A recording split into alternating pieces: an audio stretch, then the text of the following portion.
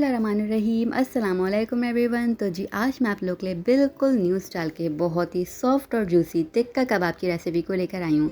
इस पॉइंट पे जब मैंने इसको तोड़ा है तभी आपने आइडिया लगा लिया होगा कि कितने कोई सॉफ्ट और ज़बरदस्त किस्म के हमारे जो कबाब हैं वो बन के तैयार हुए हैं।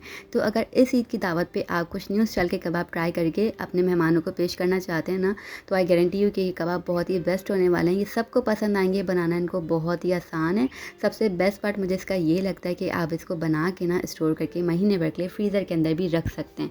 बहुत ही आसान, बहुत ही झटपट से बनकर तैयार होते हैं और जायका इसका इतना कोई ज़बरदस्त किस्म का होता है ना कि इसके आगे बाकी तमाम जो कबाब होंगे ना वो बिल्कुल फ़ेल होंगे। तो यहाँ पर देखें, जब मैंने इसको तोड़ के खाया था ना तो उस मेरे हाथ नहीं रुक रहे थे, बहुत ही ज़बरदस्त से बनकर तैयार हुए थे। तो इसको बनाने के लिए सबसे पहले मैंने यहाँ पर ले लिया बीफ, तकरीबन 1 kg मैंने यहाँ पर ले लिया बीफ। ठीक है, इसको बड़े बड़े पीसेस में मैंने कट कर लिया है। आप जैसे भी पीसेस के कट करना चाहें कट कर सकते हैं।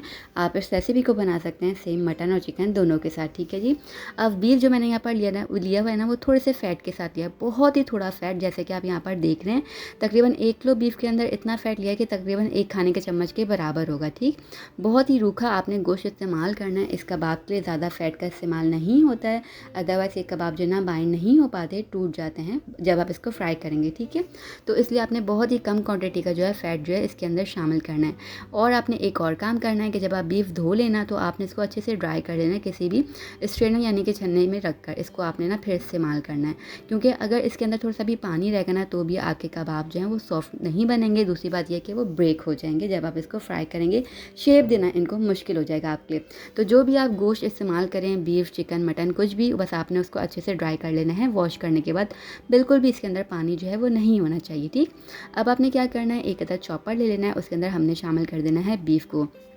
अच्छा जी, आप चाहें तो इस पूरे स्टेप को स्किप करके आप कीमा डायरेक्ट ही ले सकते हैं। ठीक है, तो अब हमने क्या करना है कि इस गोश्त को हमने कीमा बना लेना है। तो अच्छे से मैं चॉपर के अंदर इसको पीस के कीमे के शेप में ले आई हूँ। ठीक है, अब आप यहाँ पर इसी पॉइंट पर चेक कीजिए कितना कोई फाइन सा हमारा कीमा बन के तैयार हुआ है। इसके अंदर बिल्कुल जो है ना 1 खाने के चम्मच के बराबर टोटल जो है वो फ़ैट गया होगा, इससे ज़्यादा फ़ैट बिल्कुल भी नहीं है। बाकी आपके सामने बिल्कुल रूखा कीमा है।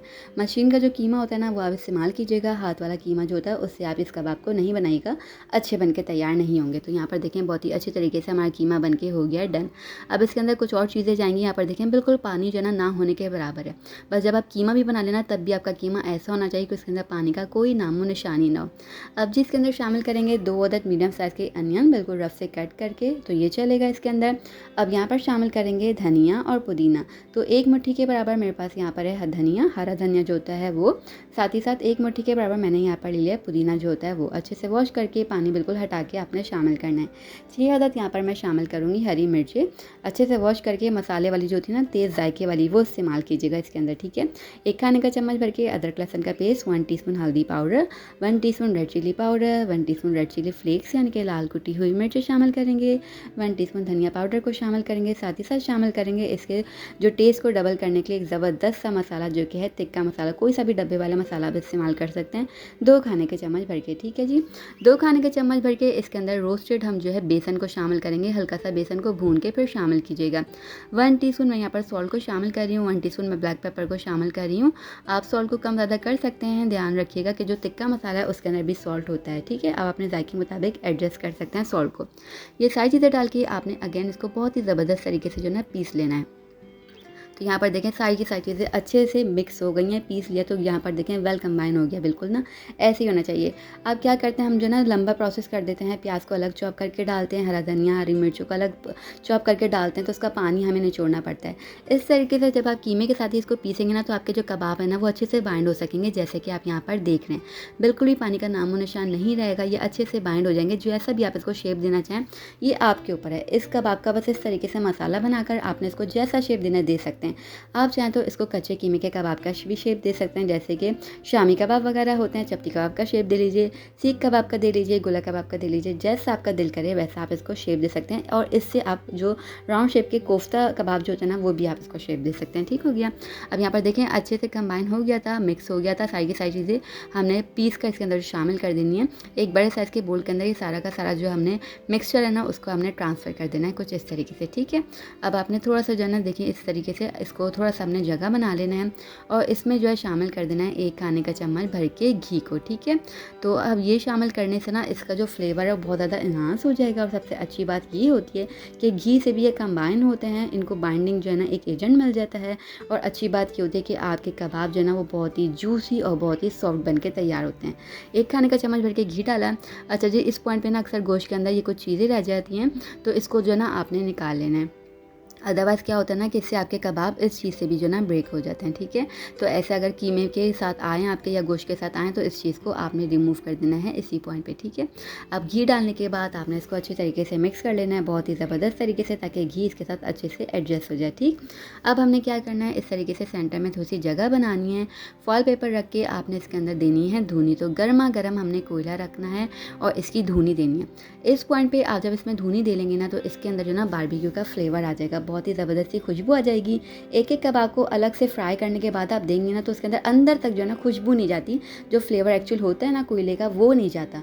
इस पॉइंट पे आप इस तरीके से धुनी दे लेंगे ना तो आपके कबाबों के अंदर तक जो है ना इसका फ्लेवर जाएगा और ज़बरदस्त सी एक खुशबू निकलेगी जो कि एक्चुअली बारबेक्यू की होती है, ठीक है। तो बस आपने 2 से 3 मिनट तक इसको अच्छे से धुनी दे लेना है ढककर और इसके बाद आप चाहें तो इसको फ़ौरन से शेप दे लीजिए, लेकिन अगर आपके घर नेक्स्ट डे दावत है ना तो भी आप इसको पूरा का पूरा तैयार करके फ्रिज के अंदर रख सकते हैं और नेक्स्ट डे आप फ्राई कर लीजिए, या शेप दे के भी आप फ्रीज़र के अंदर स्टोर कर लीजिए और नेक्स्ट डे फ्राई कर लीजिए। अब मैं इसको फ़ौरन से फ़ौरन बनाऊंगी। देखिए इस पॉइंट पे भी कुछ चीज़ें रह गई थी जो मैंने आपको पहले बोला था रिमूव करने के लिए, तो मैं यहाँ पर इस पॉइंट पे इसको रिमूव कर दूँगी। गोश्त के अंदर ये होता है पार्ट, ठीक है। आप इसको रिमूव कर देंगे ना तो उससे क्या होता है आपके कबाब बिल्कुल भी जो है ना ब्रेक नहीं होंगे, ठीक। बस आपने कोयले की धुनी दी, अच्छे से इसको मिक्स किया। अब यहाँ पर मैंने ले लिया एक अदर स्ट्रॉ, तो इस तरीके से ना मैं इसके अंदर एक इम्प्रेशन दे दूँगी सीखो का। आप चाहें तो सीखो अगर आपके पास अवेलेबल तो उससे भी आप इम्प्रेशन दे सकते हैं। अदरवाइज़ आपके पास स्ट्रॉ या सीख दोनों अवेलेबल नहीं है तो आप एक अदद पेंसिल ले लीजिए, पेन ले लीजिए, उससे आप इस तरीके से इम्प्रेशन दे लीजिएगा, ठीक है। तो यहाँ पर इस तरीके से एक होल सा हो जाएगा जो कि एक्चुअली सीख का होता है, तो बाज़ार वाला बिल्कुल अच्छा सा लुक आ जाएगा। अब आपने इसको जैसा शेप देना है दे सकते हैं, बस ध्यान रखिएगा ज़्यादा छोटे नहीं बनाइएगा क्योंकि जो कुर्बानी का गोश्त होता है ना वो फ्राई होने के बाद श्रिंक हो जाता है, तो इसलिए आप जो भी शेप देंगे ना तो ये इससे और ज़्यादा छोटा हो जाएगा। इसलिए मैंने यहाँ पर एक जो मीडियम सा शेप होता है वो शेप दे लिया इसको और इस तरीके से मैंने सारे के सारे बना लेना है। इस पॉइंट पर आप इसको बना के फ्रीज़र के अंदर आराम से स्टोर करके रख सकते हैं बेफिक्र होके। जब दिल चाहे बस इसको फ्राई कीजिए और इन्जॉय कीजिए। आपका ऑयल ज़्यादा गर्म नहीं होना चाहिए फ्राइंग के लिए और यहाँ पर आपके जो कबाब हैं वो आपने फ्राई करने हैं मीडियम फ्लेम पर, ठीक है, ताकि ये अंदर तक अच्छे से कुकड हो जाएं। तो इसलिए आपने इसको जो है मीडियम फ्लेम तक पकाना है क्योंकि इसके अंदर हर एक चीज़ जो है वो कच्ची हमने शामिल की हुई है, ठीक है। ये आपने कबाब रख देने हैं मीडियम फ्लेम पर, आपने इनको फ्राई करना है अलट पलट करके दोनों साइड से आपने इनको 5-5 मिनट तक पकाना है, ठीक है, ताकि अच्छे तरीके से अंदर तक कुकड हो जाए, ठीक है। मैरिनेट करके आप अगर रख देंगे ना तो इसका फ्लेवर और भी ज़्यादा इन्हांस हो जाएगा, डबल हो जाता है, ठीक है। अब गोल्डन सा कलर अच्छा सा आने तक आपने इसको फ्राई कर लेना है पलट कर दोनों साइड से 5-5 मिनट तक मीडियम फ्लेम पर। हाई फ्लेम मत कीजिएगा वरना ये ऊपर से कलर ले लेंगे और अंदर से ही कच्चे रह जाएंगे, ठीक है। 5 मिनट बाद ये अच्छे से फ्राई हो गए थे, बस जी यहाँ पर ये बिल्कुल अच्छे से डन हो गए माशाल्लाह से, ज़बरदस्त से गुड लुकिंग समाई कबाब बन के हो गए तैयार। है ना बिल्कुल आसान सी रेसिपी, बनाकर एक दफ़ा ज़रूर ट्राई कीजिएगा, बहुत ही आसान और जायका इसका बहुत ही तबाही किस्म का होता है। तो अब इसको मैंने सर्व कर दिया रायते के साथ हरे वाले और साथ ही साथ थोड़े से प्याज और मैंने खीरे के साथ इसको सर्व कर दिया और इसको आप इस तरीके से अपनी दावत पे प्रेजेंट कीजिए, आपकी टेबल पे चार चांद लग जाएंगे, जो भी खाएगा आपकी तारीफ़ करेगा। इसको आप जो बाज़ार वाले पूरी पराठे होते हैं ना उसके साथ अगर सर्व कर देंगे ना तो उफ तबाही किस्म के लगेंगे ये। यहाँ पर देखें ज़बरदस्त है, जब मैंने इसको तोड़ा तो कितने को ईज़िली टूट पा रहे हैं, ब्रेक नहीं हुए थे फ्राइंग के टाइम पर, लेकिन जब आपने इसको तोड़ा है हाथों से तो ये ईज़िली टूट पा रहे हैं, कच्चे बिल्कुल भी अंदर से नहीं है, फुल डन है, ज़बरदस्त सा कलर आ गया है, फुल कुकड हो गए हैं और बिल्कुल भी ब्रेक भी नहीं हुए हमारे कबाब और ज़बरदस्त सा एक सीख का इंप्रेशन भी हमने दे लिया है। बिल्कुल आसान सी रेसिपी है, इसको ट्राई कीजिएगा। अच्छी लगती है रेसिपी तो वीडियो को लाइक और शेयर कीजिएगा फ्रेंड्स और फैमिली के साथ और चैनल को सब्सक्राइब कर दीजिएगा। मेरी फेसबुक जो फैमिली है वो मेरे जल्दी से जो है ना फेसबुक पेज को फॉलो भी कर लीजिएगा ताकि नई नई मज़ेदार सी रेसिपीज़ को आप ट्राई कर सकें। तो इसको ज़बरदस्त सा एंजॉय कीजिए रायते और चटनी के साथ, पूरी पराठे के साथ और दावत का जो है ना आप डबल मज़ा लीजिए इस कबाब के साथ। हम फिर मिलेंगे, तब तक अपना और अपनों का खास ख्याल रखिएगा, दुआ में याद रखिएगा। मेरी दुआ है कि अल्लाह पाक हम सबके रिज़्क़ में इजाफ़ा करे और हम सब पर अपनी नेमत और रहमतों की बरकत हमेशा बरसाता रहे। इलाही आमीन। अल्लाह हाफ़िज़।